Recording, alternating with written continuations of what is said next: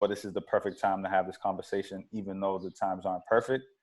But through this conversation, through this dialogue series, the goal is to, inspire and give guidance and a sense of direction to younger hoopers out there, and just kind of let them know that, these pivots that we make and we take in our lives are pretty normal. And, it's about going into it with the right attitude and having, specific goals set so that whatever pivot we do make, we can be successful on the other side, on the other end, given, our history, right? Because, we do go back some years, working out together at Northeastern, traveling together, doing some international FIBA work, helping us get right for, international competitions. And, even to this day, right, this is a relationship that has been started with basketball, but it's long surpassed that. So, I felt like you were the perfect person to have this conversation with, obviously for personal reasons, but also for, your contribution to, just the sport of basketball in general, in Boston. When I look at you, when I think about you, like, I think about you as one of those excellent basketball minds, especially, in our generation. I don't think anybody is doing it quite at the level at which you're doing it at, whether we're talking about, developing guys that are in high school, helping college guys, fine tune and sharpen their skills and add things to their arsenal. Folks that are playing, internationally and guys that are even playing in the NBA. So I think, personal reasons, and I think that your resume speaks for itself. And, honestly, it's a privilege and it's an honor to be able to have this conversation with you, bro. So definitely want to just start off by saying, thank you. Big thank you, bro. No, I appreciate that. That honestly, that really means a lot, to have, to have you think about me in that regard. Because me, I'm laid back, kind of I'm the play to wall type of person when it comes to, things that I do and, how I feel about basketball, what I try to contribute to basketball, because I come from an era where, a neighborhood raises a child, you know what I'm saying? Like, and I think that when one person is doing something, the whole hood or the whole neighborhood or city should be behind that person. So for me doing what I'm doing, I can't say that, I've been fortunate enough to have good mentors, good people that I've seen ahead of me kind of do it a certain way. And, obviously with social media, we're able to tackle it more than our OGs, tackle this. So I've been fortunate enough to, learn from Claude Pritchard, learn from, Ron Jackson, even John Jackson, and also Nkrumah Jones, Coach Jones. Like those have been guys who always gave me good advice and always pushed me to think bigger for myself and, and learn. And when those guys talk, you listen. You know what I'm saying? Ain't no pissing contest. You know what I'm saying? Ain't no like, I did this. Ain't no checking resumes. It's like you have the guy who's done it at the highest level. And I've been with Claude and I've seen NBA execs and NBA teams call him. You know what I'm saying? So who am I to say, like, nah, you're doing it wrong, OG? Like, you know what I'm saying? So that's why when I look at a person like Claude, I always try to keep him, in the midst of what we're doing, because he's a valuable basketball mind and he understands the business of basketball. And I've been with him in the gym as a high school kid, as a college kid, and as a pro. I've been with him in the gym and I've seen the people that he's had in the gym. So, it brings that. And then, when I talk about Coach Jones, Jones is one of those guys who's been with Claude as well, but also has created his own lineage of guys that he's dealt with and the style that he does. He's aggressive. He's, what I'm saying? Like we say, like, we got to talk our ish sometime. And Jones is that type of person. Like he says what's on his mind, and as an athlete, we all respect the guy, the coach that tells us like it is, instead of that diplomatic coach that says, yeah, you're doing a great job. And next game, you're sitting on the bench, like wondering why you ain't got in. You know what I'm saying? Or that guy who says like, oh yeah, we're going to call you and we got the deal lined up. And then all of a sudden you're sitting around, you waiting for that deal because that guy doesn't come forth on his word. So like I said, I've been fortunate enough to be around and to help, build my resume. And, to be honest, that summer, that fall, which was, I think it was that summer. When did Baz get drafted? 14 or 15? 14, right? 2014, I think. 14, yeah, I believe it Yeah, was class of 14, yeah. 2014, yeah. So that summer started everything with us doing that video, which I personally was like, nah, I don't want no cameras. Like, I want the intimacy of the athlete. Like, I don't want him thinking, like, I'm big on exploitation. Like, I didn't want him to think that I was exploiting him. Yeah. You know what I'm saying? I don't want any athlete to feel like I'm exploiting them. You know what I'm saying? But at that time, you know, my cousin was like, yo, you got to do it. Like, this is big for him and it's big for you. And that's how he thinks. It's just as good for you as it's just as good for the athlete as it's good for you. So you Right. should never feel that you shouldn't do it, or you should feel wrong about doing it, because those people know your character. Right. And at the end of the day, it's about the players, right? Like, it's especially in that role as like a coach or like a trainer, right? Like, the sole objective, right, in that role should be, you know, helping this player develop his game and helping this player prepare for whatever is next to come. Yep. You know what I'm saying? And it's funny because, you know, you open up the conversation, right? I'm over here just talking about, you know, your credentials and, you know, everything that you do. And like, one of the things that I admire about you is that you always acknowledge the people that helped you. Yeah. And I think that's extremely important, because it takes a village. Like, we don't kind of come up in silos, right? Like, we learn things from different people that we come across. And, you know, I, as a hooper, can definitely attest to that, because I'll watch, let's say, still to this day, you know, I'll watch you play, right? I'll watch Sleep play, or I'll watch a Tony Lee, or I'll watch a Shabazz, or I'm watching all of these people play. And, you know, I'm taking bits and pieces. I'm taking notes, and you're learning the same way you would if you were a coach or a trainer. So, you know, that's one of the things I definitely respect about you, because you pay homage, and, you know, you're more than willing to collaborate. And I feel like that's something that is lacking in the city, but it's something that is extremely necessary. You know what I'm saying? I think, and that, like you said, the collaborative part, right? I think when it comes to collaboration, that's something that we always say. If it, me and my cousin E always say, like, if it makes sense, we about it. But if it doesn't make sense, like, you know, we necessarily, it doesn't make sense to do it, but we're going to support regardless. Even though we're not a part of it, we're still going to support. So, like, for me, it's like, when I see something that I has potential and is right around the alley in the lane of what I think works for us, yeah, then I'm gonna do it. Then I'll say, like, yo, I really want to be a part of this. You know, I'll go to the team. I'll be like, yo, I think we should do it. You know, sometimes we come to the table like, yo, I think we should do it. And I might be like, nah, I'm straight. But from my end, but, you know, there's 4 of us. So 2 might be like, yo, I think we should do it. And the other 2 might be like, nah, that ain't the move. But we always find a way to come to a common ground and be like, you know what, let's support. Because we never know what's going to happen down the line. For us, establishment, and I know we've had that conversation, is like, yo, somewhere down, we're going to be ready.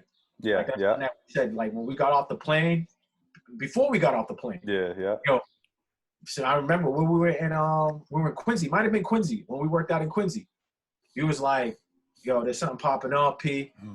Just make sure you got your passport situated. Be ready. And I'm like, what you talking about? Just be ready. When I get the information, I'm like, man, whatever. And then we going about our training, getting ready for getting you and your brother ready to go, you know, for the Cocoa Book games. Yeah. And then we're in the Reggie Lewis, and we just finished working out. Great workout. And I think I have that on film too. Yeah. That workout. As a matter of fact, that workout we showed to the coaches that time for the video presentation in Honduras. Yeah, man. And after that workout, you were like, yo, man, it's on. What you mean? Yeah, we're going to Honduras. Can you get the time off? Say less. I'll get the time off. You know what I mean? Man. And like I said, that kind of jump-started everything that is happening now, because that international tag, the Shabazz thing was a great visual introduction to a layer that I have in my ability and my teaching and in my style. And, you know, then that was the facet. And then going to Honduras and then having you guys wear your shirts and me having wear my shirt, and just like, and then kind of diving into like the Honduran culture, like, and then coming back and then witnessing everything that was going, and witnessing like how much they appreciated you guys for being like the sons that left to the sons that came back, and then you guys bring back me, and I'm sitting there like, who am I? That was my thought. Like, who am I? Like, I'm not like Calipari. I'm not, you know what I'm saying? I'm not Claude. I'm not, you know what I mean? The Joe Jones BU coach or even Cohen. Like, I'm not none of these guys. I'm just me, a guy that's trying to make it. And I think that country showed me that you don't have the coaches that are high profile, or I'll just say high profile. They're not always the best choices to come speak to these countries, and it's the same information. The only difference is that there's a revolving doors of players that comes in that kind of helps them build their you know, their resume. I don't want to say resume. It helps them build their ability to explain and readapt and coach. Right. I think me going there and me being thrown into the fire, not being able to speak Spanish and picking up bits and pieces and then having an interpreter and just kind of explaining, and, you know, you can see the pushback and then you can see the acceptors. That's great. You're supposed to have why can't I be the one to stand up there and teach these coaches? Mm-hmm. Why do you guys need to bring an American to teach us? Well, I guarantee the people that was pushing back against me or us definitely wrote some things down and was like, yo, I could do this. And they're going to do it there. Of course, that's the point about it. Everybody learns something. Like, what I'm doing is nothing new. I'm not reinventing the wheel. I'm just doing it a different way and what is adapted to my personality. You can't fake the funk, man. As an athlete, you know that. Yeah. That's one of the cool things, and this is like kind of off topic yet on topic, but I think that's one of the cool things about playing with, you know, like an ATF, right? Or you know, being a part of like, right, that community, because that's what I feel like it is in its essence at this point. Like, it's a community. Like, we're not just playing basketball, right? Where you know, it's fellowship. It's you know, iron sharpening iron. And, you know, I think that's one of the things that, like, me personally, I'm always looking for that. And because that's something that not only makes me better, but I feel like I have something to kind of give as well. And I think, you know, obviously talking about the Honduras trip, no, there's nobody that we would rather bring down there than Pete. Like, you understand it, you understand the work ethic, and you weren't, you know, you said you're not Calipari or you know, you weren't at the point at which you're at now. For me, I think it was just a matter of time. The same way I think it's just a matter of time with anybody that's passionate about something or they're focused on certain goals that they want to accomplish. And, you know, being able to not stop at nothing to get those things done. I think that, like, that's who you want to align yourself with. I know that's who I want to align myself with. And I think that's something that ATF is like kind of created via this community. And that's huge because, like, when you mentioned the basketball piece, right?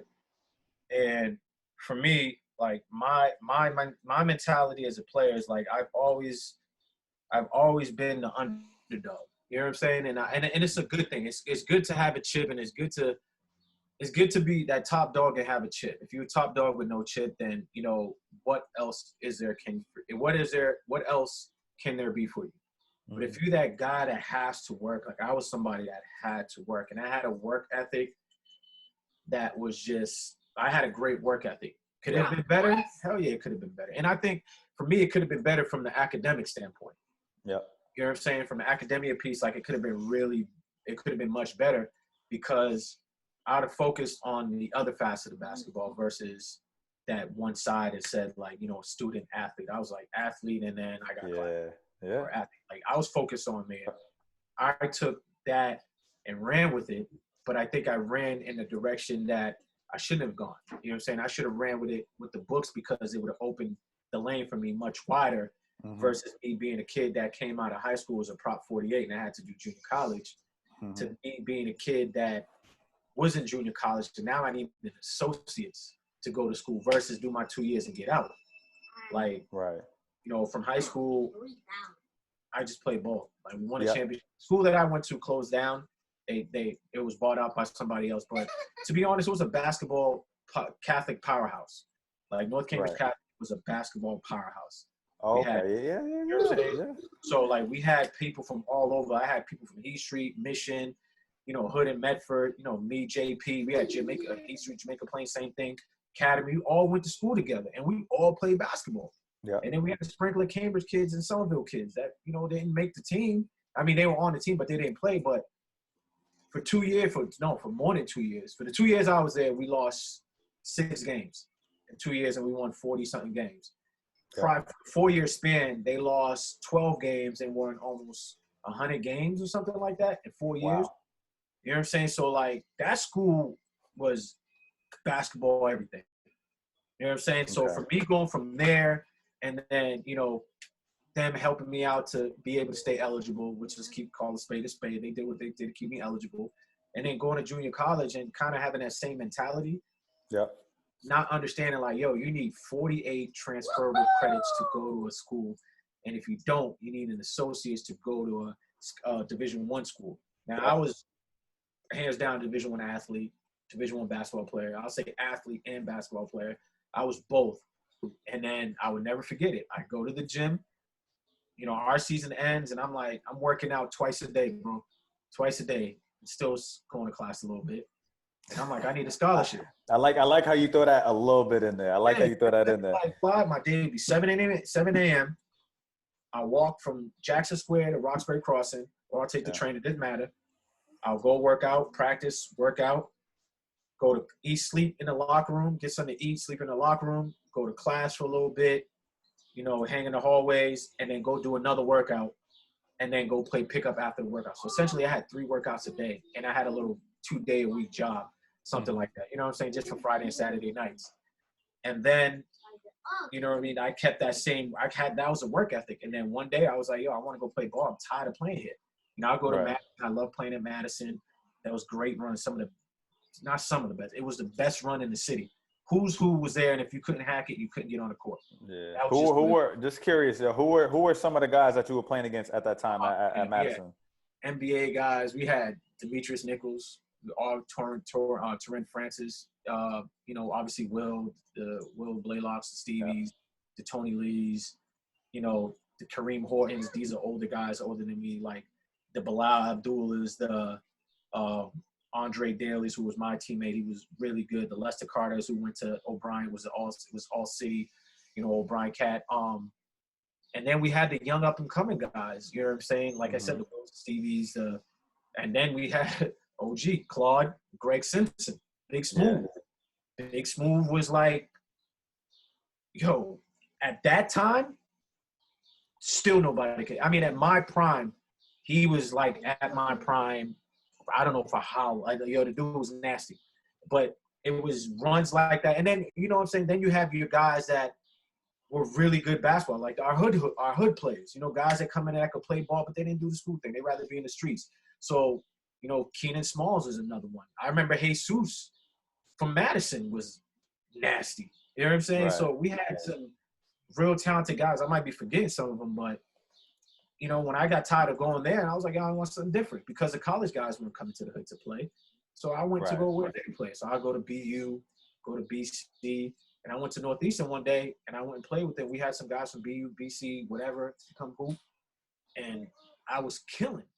Frank Martin, I'll never forget it, coach of South Carolina, comes around, goes to the backside of the gym, and, yo, bro, I'm going off. Like, off. During a pickup session? During pickup. Playing with some of their guys and playing with other people. I'm hooping. And at that time, some people don't believe, but, like, I had a 38-inch vertical. Easily. Like, I'm being for real. No lie. You got some video footage of this, man? I got some footage. It's on VHS, though. Okay. All right, listen. VHS still works. That's cool. That's cool. But like, I could get off the ground really quick. Really quick, whatever I want. I couldn't throw it between my legs and nothing like that. So let me clarify that. But I'll windmill, I'll throw it behind, I'll catch oop, whatever it may be, and I get off the ground 2 feet. Yo, it's funny because I think I seen a picture of you on Instagram, where you're like, I think you were in Great Britain.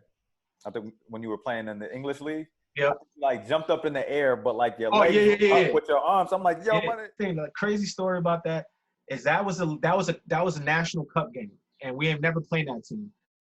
And like that's the problem with us Americans. You go over there, we're like, yo, all right, man, this dude's smoking a cigarette. I ain't gotta worry about him.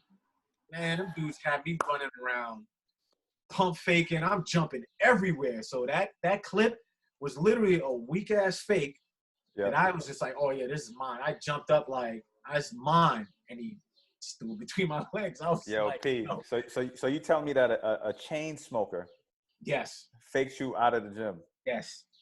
And my coach, he was from Zimbabwe, Creon. He used to always say to me, he used to be like, yo, Sully, Zimbabwe and English accent is the funniest mix you will ever hear.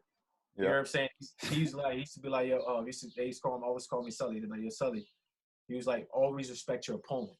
Mm-hmm. And I'm like, man, this dude's smoking. He's like, yo, respect your opponent. At halftime, I had my jersey off. I'm in the locker room like, yo, I'm tired as hell. Yeah. And this dude just smoked two bogeys in front of the gym, in front of the arena or whatever, and is out here running circles around me. But, you know, that was a lesson because after that game, I was like, nah, you're a fool. Like, everybody was fool. Like, that's after that game, you were on it. You were on it. Yeah. Okay. That makes sense. So to go back, it was that to go back to the Frank Martin thing. Frank Martin see me in the gym, and he saw me catch a couple of dunks. I dunked on one of their players, and then after I was done, I go to get water at the fountain, and he's standing right there. He's like, yo, I need tape. What school are you at? And I need you to come see me tomorrow with all of that stuff. And I'm like, what? That is Frank Martin. Yeah. He was the main guy recruiting me to come to NU, and he wasn't letting me go to any other school besides coming to Northeastern. And he made it happen. Like Coach Martin made that happen. So we have very parallel, very similar stories in terms of how we ended up at Northeastern. So it's we definitely got that in common though with Northeastern, and that's actually where we met. Knowing that contextually, it makes a lot more sense. It doesn't seem like such a coincidence. That's why I said I identify with that school so much because at that time I was a kid who wanted to get out of the situation, and they was telling me I couldn't be in that situation. Yep. And then when Frank Martin came to me and was like, are you going to take this or you're not going to take this? Right. I said, say less. And then, you want it. That's what you wanted. And then here comes the education part. Because what I didn't do in junior college, I was on that Prop 48 stuff. So I had to go to night school, then to day school, and do everything separate from the team. And I couldn't do it. And Frank pulled me into the office. He said, yo, it's going to be tough for you, but I'm willing to help you find somewhere else to go. This is at the end of the first semester. So I was just like, yo, what's next? And then he asked me for the list of schools that I was going to choose before Northeastern. I gave it to him, and he made that call. Called Franklin Pierce and was like, yo, what's up? You still got something from him? And they called me right then and there. So that's kind of how I ended up at Pierce. Let's talk a little bit about that collegiate journey, right? Because, you started out at while you were there, you ended up being an All-American. Yep. Right. So, let's talk a little bit about that experience at RCC. Like I said, out of high school, I didn't qualify. So I knew I had to go to junior college. And my choice for schools was Central Florida Community College in Orlando or in that area. And Hesser College in Manchester, New Hampshire, and Dean College in, I think, Franklin, Mass. Yep. And then RCC was never on the radar because at that time, when I was coming out, RCC was a national power. And they was in the same thing. They just came back from winning the national championship. They just defended their national. They were runner-up the year after. No, they was runner-up, and then they just won when I came out of high school. Yeah. So I forgot where I was at. I go to the coach. I knew the coach, Malcolm, and I was like, yo, I want to stay home. I want to come to RCC. He looked at me. He's like, yo, you won't even make the team. I said, wait, what? Really? Hold on. He said that you wouldn't make the team, kind of alluding to the fact that there are other guys on the team that are nicer and that you just can't hold your own. Yeah. He said, you're not good. Basically, you're not good enough to play on this team. Okay. So what was your response? I've known Malcolm since I was a jit, 8, 9 years old. Yeah. So now I'm 17, 18. And I'm looking at him like, dude, I used to sleep over your son. Me and his son went to, this is how you doing me? Right. Oh, okay. That's cool. So I go to Hesser in Manchester. They gave my scholarship away because I turned them down because I thought I was going to go to school. I waited too long. I thought I didn't want to go to school in Florida because I'm like, it's too far. Yeah. So I waited too long, and they actually gave it to somebody else, which rightfully so. So I came back. He was like, yo, I might have something for you second semester, but first semester, I don't know what. I have nothing right now. Yeah. So I go there, and I show up, and he's like, oh, shit, you're here. So try out for the team. I get cut. I got cut because the person that he returned, he gave the scholarship away, and he took somebody else. So now, typical city kid, like, yo, I'm coming home. I need a situation, yada, yada, yada. Then he calls me up. This is like, let's say Wednesday. Thursday, I'm in school. Thursday night, he calls me, and then I'm back in practice Friday. One of the kids left and goes to a 4-year school because it was a junior. So you went back to Hesser. Yeah, this happened within like a 2-3 day span. Okay. Get cut. Gotcha. Okay. Hoping around, calls me back. Now I'm back on the court. I'm on the team. Yeah. So freshman, I made the all freshman team at Hesser at that time, Region 21 all freshman team. I was a third leading scorer, and then I failed off. Academically. I still made the team, but I ended up failing off. So done. Season over. Come home. Can't go back. Lose the money that they gave me, and now I'm just home trying to figure out what I'm gonna do.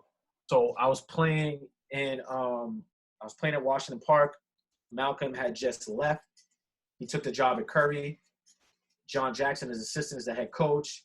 We go to Washington Park, and I'm out there, doing my thing, just playing. And John is like, yo, Pierre, I want you to come to RCC. I'm like, I ain't going. So I just like that, I was like, I'm not going. I dubbed him. I walked away. Yeah. Hold on. Why'd you say no, though? Like, why the quick dub? Because I was still bitter from them saying no to me. Yes, not the year before, prior to that. Gotcha. So I was like, yo, I'd rather sit out and then I'm not going back there. So now the summer's going along. I'm playing in every tournament known to man. Every single time I was doing something, either John was there or somebody else was there that told John. Yeah. So one day I'm at Brookline on a weekend. We used to go play ball like 8 o'clock, 7 o'clock in the morning.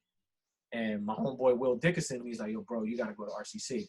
I'm like, yo, I ain't going there. I was like, yo, Malcolm dissed me. I was like, I'm straight. And he was like, yo, Malcolm ain't the coach. John's the coach. And I was like, who the hell is John? Like, he's like the dude from the park he said he spoke to. Fast forward, now we're getting to like August. Yeah. I was playing in the Beantown Pro-Am League at the Reggie Lewis. Monty Mack and Jonathan DePina were like two of my favorite high school players coming up. Yeah. It's crazy because I still look up to John just like that. I go to RCC, and I'm playing in the Pro-Am with my coach who doubted me as well. Monty walks in the gym. I'm like, oh, shit. Like, yo, I'm about to play with Monty Mack. This was my first game. Somebody yelled out, like, yo, kill this dude. Yo, do your thing, P. Yeah. Monty looks at me, and it's like, who, this dude? Man, hell out of here. He's made like him. He's like, yo, fuck out of here. Monty said that shit to me. I looked at him, and I was like, oh, wow. He said that. I go off. Out 36. Okay, so we're both at UMass? Southie. Yeah, they went to Southie High School. Yep. They went to UMass Amherst together. And they were over there torching shit up, right? Yeah, if I'm not mistaken. Yeah, it was killing in the city, killing every circuit, and killing at UMass. That was a 1-2 punch at UMass. Gotcha. So you were right there playing with them, actually getting the best of them at that point in time. Yeah, and he's like, and then my cousin, he's just like, yo, so what? You supposed to, don't let him disrespect you. So I'm sitting there like, I'm being real nonchalant. I'm just like, yo, that was crazy. Like, I was hurt because I looked up to him. So after the game, he walks up to me in the hallway. He's like, yo, youngin, good shit, yo, bro. He said, I had to bring the best out of you. I didn't want you being up here looking at me like that. Come out here. So if you want to court and somebody says something like that, you go after them. So that was kind of a lesson. He was trying to like say you can't fuck with me, but at the same time, he was trying to be on some like, yo, when somebody comes at you like this is how you're supposed to respond. And John was in that gym, and a couple of people from RCC was in that gym, and they were like, yo, you got to come to RCC. I had to sit out for a semester because of my grades, but I worked out twice. I worked at 2 to 3 times a day, and I had extra help in class just so I could be eligible to play. And one thing that I would say, like I said, education is that you should never put your life and education in other people's hand and you not be involved. And that's what I did. That was a mistake that I did that set me back 2 years of my academic career. Yep. And then, you know, obviously I'm playing. You had me taking 1 5-credit course, 1 6-credit course, and then a 3-credit course. And obviously that's 14 credits, so you're good. All you need is 12. Right, but those 5 and those 6 were college level courses. Fast forward, that bit me in the ass, and that's why I couldn't get into Northeastern. Gotcha. So that was the biggest thing. So like I said, RCC, I played 24 games. A second semester, we played 24 games, and I led the nation in scoring. You're actually part of RCC history. You can go to the Reggie Lewis in that main gym, and you know what I'm saying, like your name is on one of those banners. How did you feel, you know, seeing, you know, all of your hard work, you know, result into something tangible, something that is going to remain there longer than you'll be here, you know, a legacy that will surpass you. Let's talk a little bit about that and how that felt. I mean, one thing that like I said, you could attest to this. I put in so much work going into that year at RCC, not expecting anything. I didn't go, cool, I didn't expect anything. Right. You know what I'm saying? I was just like, yo, I just want to get a ride to school, full ride. I wasn't thinking Division I. I wasn't thinking levels. All I know is I didn't want to pay for school. That was my mentality. And then after the season ended, we lost in the regional. We lost in the Elite 8. And I'm like, damn, this is a terrible season. Like, nothing happened. We have an award ceremony. It was on the Spirit of Boston. I never forget it. I go, and it's an award ceremony. I'm like, you know, they're giving out, Region 21 Player of the Year, Pierre. First team, Pierre. All region, Pierre. States, Pierre. First team, MVP, team MVP, Pierre. I'm like, cool. I go out to the deck. I'm just like, damn. Like, you know, I'm just thinking. I'm kind of like reflecting. And I'll never forget it. They're calling me like, yo, Pierre, come here. And then I'm like, yo, chill. Like, I'm chilling. And then Ms. Jess, our secretary, administrator, is like, she used to call me P. Like, P, Sugar P. Like, what's up, Ms. J? She'd be like, you better come get this. I'm like, yo, just leave it on the table. Come get what? Exactly. Nah, let me stop. Stop. That sounds crazy. But she's like, yo, you better come get this thing. And I'm like, what? Just leave it on the table. She's like, no, Pierre. Paul Pierre. That's what they used to call me. Come, no, Paul Pierre. Come. Yeah. So I walked in, and then they give me a plaque, and I'm looking at the plaque. And I'm like, what's this? And I read it, and I was like, oh, shit. I'm an All-American? No idea. Like, blew my mind. I didn't know prior. I didn't know during. I knew at that exact moment that I was a second team All-American. That must have felt really, like, reassuring, right? Because, you know, like you said you were putting in the work, you know, you were doing your thing. Like, let's talk a little bit about, like, the confidence that gave you kind of going out after. Who I used to look up to, too, I forgot about him, Kareem Horton. He's from Heath Street. They used to call him Dream. 6'5", silky smooth, athletic, jump out the gym, a dog. Only dude I think it was only 2 people to ever go Division I out of RCC. So Kareem was home on break, and he came home to watch a game. And I'll never forget what he said to me. He was like, yo, P. He's like, yo, you doing your thing. He's like, but there's hoopers everywhere. Connecticut, Rhode Island, New York, D.C., Philly, on this region.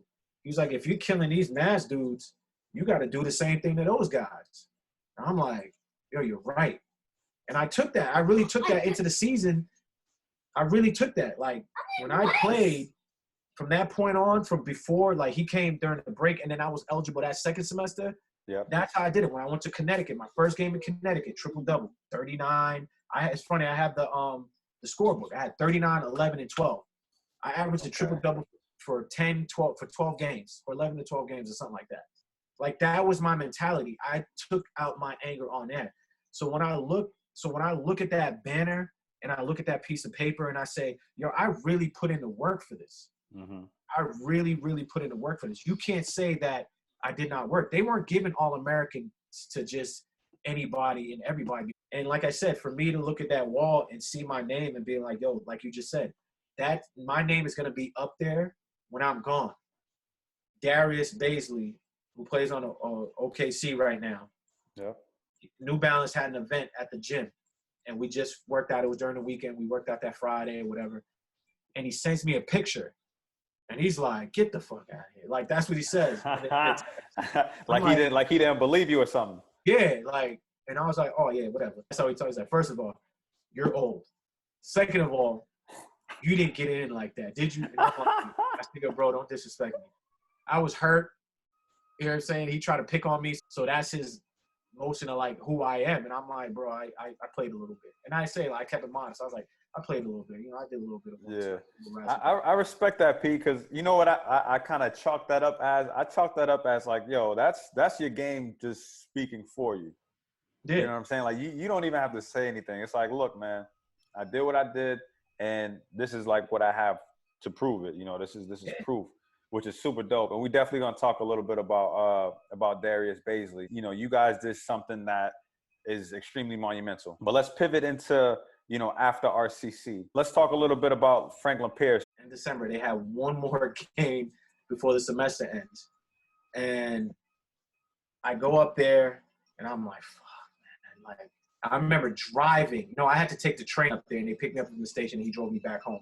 So I take the train. It goes from, like, city to woods. And I'm like, yo, wait, what? I had a cell phone. Like, T-Mobile wasn't working like that back then in that area. Now it's got great service in Franklin Pierce. Yeah. And I'm like, yo, my phone's not working. I'm like, yo, this ain't happening. So I was already completely turned off. Get to the gym. It's a gym. It's not Matthews. It's not Cabot. It's not the case. You know what I'm saying? And I'm like, yo. It's like a high school gym. Oh, a high school gym. Okay. Bleachers on one side, like real stand bleachers. And the other side, metal bleachers. So it could hold about 1,500 people. 1,000 on one side, 15 on the other. 5 on the other side. So I walk into the game. They were playing Bentley, and then I see a dude, 6'2" guard, just killing. Mm-hmm. I'm like, yo, this dude's nice. And you know us, we're like, yo, he should not be here. Yep. And dude's name was Jimmy Hunt, the monster in the NE10. Like, a phenomenal player, tough, great shot, this dude's nice. Fast forward, you know, I was like, all right, I'll go. So I go, and I was depressed from leaving NU, like, obviously, because that was where I wanted to be at that level. So I go there, and I'm like isolating myself, just went to class, practice, class. Like, I wasn't talking to anyone. I was trying to make no friends. And then, you know, practice happens. I get cleared. Now I could practice them. Before I would just have to go watch because I had to wait for school to start. Gotcha. I get cleared, and now I'm on the court, and I'm going off because I'm on the scout team. Ain't no problem on the scout team. You can do whatever you want. Yeah, you just go off. Yeah, exactly. And I looked at the level, and I'm like, these guys aren't as good as me, but Jimmy is good. So I'm looking for Jimmy every single time we're playing because I'm like, he's at my level, so that's who I'm a guard. That's gotcha. I'm like, yo, somebody come to me now. Go over there. Yo, Jimmy, you come here. Like, that's the mentality I was on because he was the best. He was the first team all-league, second team all-league for 3 to 4 years. All rookie team, second team, first team. No, second team, first team. So it's like he's the best of the best, and he's a top 10 scorer all time at that school. Top. He's in the top 8 or top 10, whatever.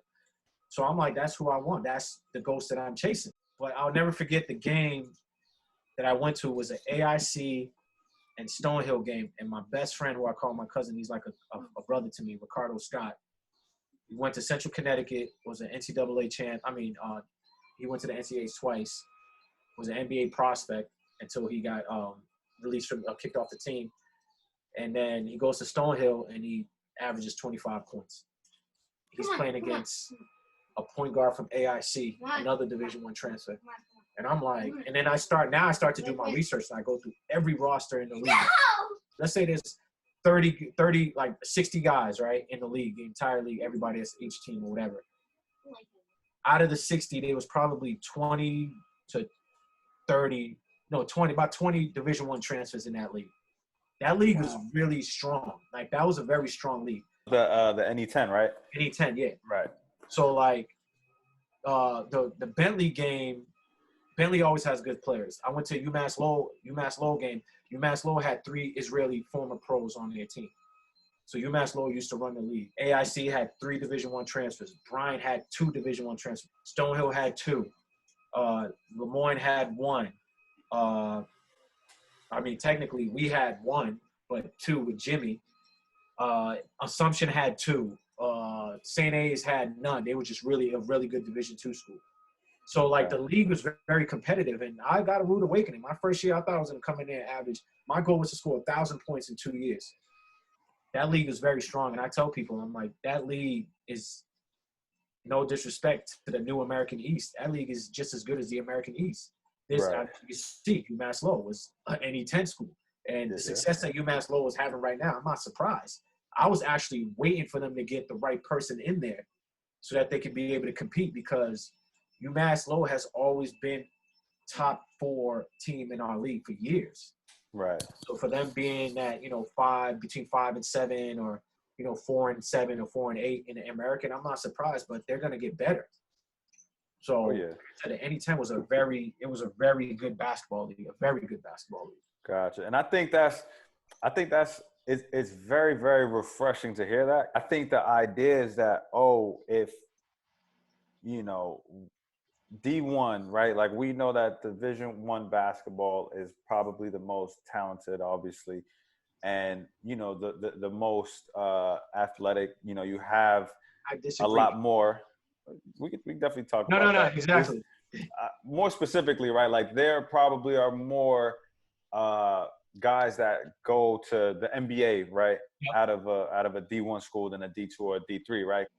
These D2 and D3 players, like, they're only there for a reason, right? Like, something happened along the way, their recruitment, maybe they were late bloomers. It doesn't take anything away from their game and what they can do on the basketball court. The basketball at these levels is extremely competitive, right? And it's not something that should be, taken lightly, right? Like, it's something that should be respected, because, like you said, like, there were guys that were, one decision or one situation away from being on a Division I roster. Yeah. And, these young people that are the young hoopers that are out there that, that say, I want to go D1 and that's it, like D1 or nothing. And it's like, nah, man, like, it's scholarship or nothing.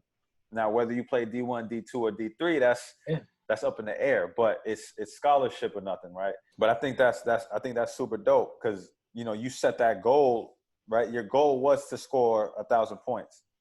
So let's talk a little bit about that, man, about, like, goal setting and, putting an action plan into play to meet that goal, right? Which was to score 1,000 points. I played 2.5 years of college basketball. Freshman year, I was ineligible, second half of the season.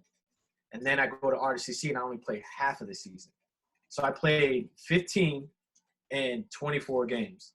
And our college season was 30 games, including, like, conference tournament. So it's like I played 3 years. And once again, it's because of the book. So, like, to go back to your point about, levels, you could attest to this. I'm a big component about opportunity. When opportunity presents itself, it's like, what are you going to do and what's going to happen? Mm-hmm. I've never had the opportunities. At AAU, I played with YABC. We had a talented team. I played behind some great guards in AAU, great guards. If they didn't show up to a tournament, I got a chance to shine. If they showed up to the tournament, I'll play, I play those minutes, like 5 minutes, 10 minutes a game type of thing. You know what I'm saying? If we know it was a game, a tournament that we're winning or whatever, they won't show up, I'll play. Yeah. But the tournaments that, coaches were there, like nationals, stuff like that, I barely played. And it was hard for me to get that opportunity, and a lot of them did. So when I look at Division II guys, I look at the AAU team, I look at the teams that people on the team in the position. So when I look at guys in our league, and I'm like, yo, you're definitely Division I. But, some guys are just like, yo, I don't want to do that. I just wanted to go to a real good academic school, like a Bentley, like a Bryant, like a, Stonehill, like those type of schools. Like, they want to go to those schools. Your path to Division I doesn't necessarily mean high school to D1 or whatever school it may be. It might be high school, junior college, Division I. Like, the main lesson that I learned, and I wish I'd have known that, was always respect your opponent. Because if I'd have came into that season and respected it and treated it like it was a real, like, it's a league. Right. You know what I'm saying? It's not, junior college is kind of renegade basketball.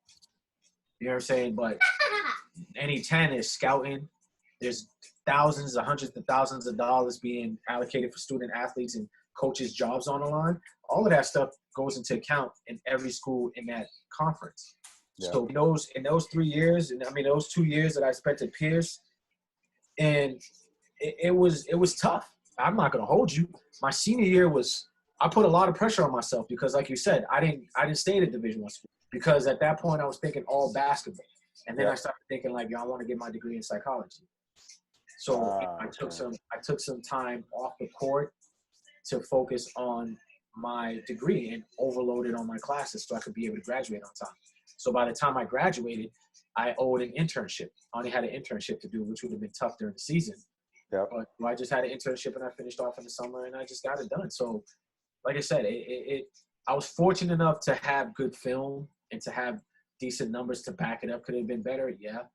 Could I put in more work on that? Yeah. But if I'd have understood the balance of academia and sports, then that would have took off because I changed my mentality. And then, my last year I was deanly. My last semester I made the dean's list. So I was like, I was good.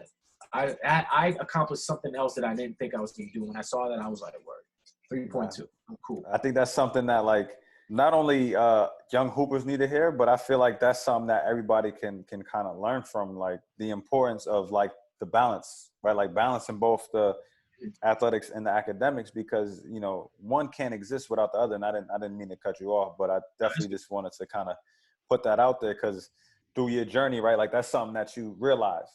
That's something that you realize, that you learn.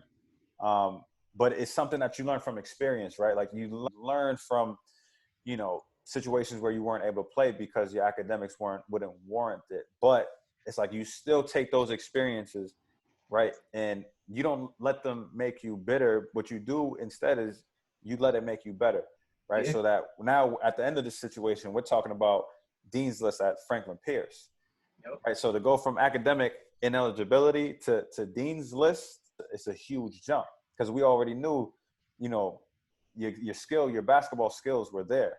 Yeah. You just had to pair it with the academics. Ability in all the schools. I think that's something that not only young hoopers need to hear, but I feel like that's something that everybody can kind of learn from, like the importance of the balance, right? Like balancing both the athletics and the academics, because one can't exist without the other. And I didn't mean to cut you off, but I definitely just wanted to kind of put that out there but it's something that you learn from experience, right? Like you learn from situations where you weren't able to play because your academics wouldn't warrant it. But it's like you still take those experiences, right? And you don't let them make you bitter. What you do instead is you let it make you better, right? Yeah. So that now at the end of this situation, we're talking about Dean's List at Franklin Pierce, right? So to go from academic ineligibility to Dean's List, it's a huge jump because we already knew, your basketball skills were there. Yeah. You just had to pair it with the academics. Ability, and all the schools said that. I will never forget it. Penn State said that. UMass said that. All the academic piece, I never really kind of took it to where it was supposed to be. So, like I said, in hindsight, I regret. If I have a regret, it's not taking that piece seriously. So when I do get these high school kids and I do get these middle school kids, I tell them yo, all this training shit don't mean nothing if you ain't doing what you're supposed to do. I'm not training the next hood ball player. I'm not trying to work with the next hood ball player. I'm trying to work with the next student athlete and the next professional athlete. You gotta really set the boundaries on what you're trying to do. I think this is also a natural segue into one of the questions that, what advice would you give the younger P? Really focus on your books and have a plan. I think that I fell into that basketball job category, because I was good, we were a powerhouse, and it was cool, and I didn't want to do that. I would say, you could be all of that and still be a scholar. Yeah.